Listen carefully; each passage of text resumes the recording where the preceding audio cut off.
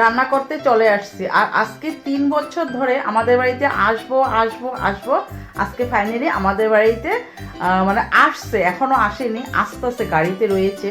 তো কে আসতেছে তোমাদের কাছে শেয়ার করবো, তোমরা দেখতে থাকো আমার চ্যানেলটা। আর রান্না করবো, চলো রান্না করার জন্য টুকিটাকি সব রেডি করে নিয়েছি, একবারে রান্না করে নিয়ে তারপরে তোমাদের কাছে শেয়ার করে নিব। আর প্রচুর ঠান্ডা পড়েছে আমাদের আসামে গোলাঘাটে, প্রচুর ঠান্ডা পড়েছে। এখন মানে আমি সোয়েটার পরে নেবো, এখন পূজা দিয়ে আসলাম তো সেই জন্য সোয়েটার পরিনি। আর চুল কিন্তু পুরা ভিজা, বেঁধে নিয়েছি, শ্যাম্পু করেছিলাম, মানে রান্না করতে আসবো তো সেই জন্য। তো চলো দেখতে থাকো, রান্না করে নিই, আরও কে আসবো সব কিছু তোমাদের কাছে শেয়ার করব। ততক্ষণ চলো। এখন বেলা বাজে 3টা, অতিথি এখনও এসে পৌঁছায় নেই। তো অতিথির জন্য কি কি রান্না করেছি চলো তোমাদেরকে শেয়ার করে দিই। আর অতিথি কিন্তু এখনও আসে না, জানো 3টা বাজে। ফোন করেছি, বলছে আস্তে আস্তে, জানি না কখন এসে পৌঁছবে। তো তাহলে চলো তোমাদেরকে রান্নাটা শেয়ার করে নিই।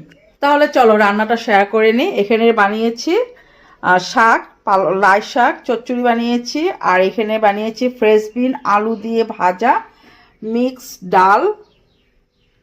আর এখানে বানিয়েছি ডিম, ডিম কষা, লাল লাল ঝোল। অতিথির জন্য রান্না, রাত্রেবেলা অতিথির জন্য আবার এক্সট্রা করে রান্না করে নিব। আর এখানে আজকে প্রেসার কুকারে ভাত রান্না করেছি। আর কালকে বলেছি সকালের ভাত রয়েছে এখানে। তো চলো বন্ধুরা, আমাদের অতিথি ফাইনালি চলে আসলো। আর মা কি এখনো আসে নাই? আইতেছে, এই যে 3 বছর ধরে আসবো আসবো বলছিলাম না তোমাদেরকে, চলে আসছে আজকে। বহুত দেরিস তো গাইতেছে।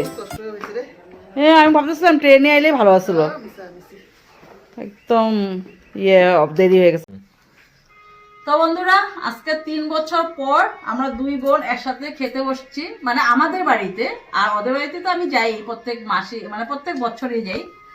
তো শিবম আর দিদির ছেলে খাওয়া হয়ে গিয়েছে, তো আমরা দুজন ওখানে বসছি।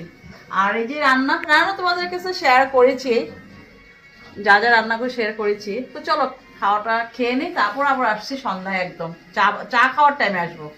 চলো।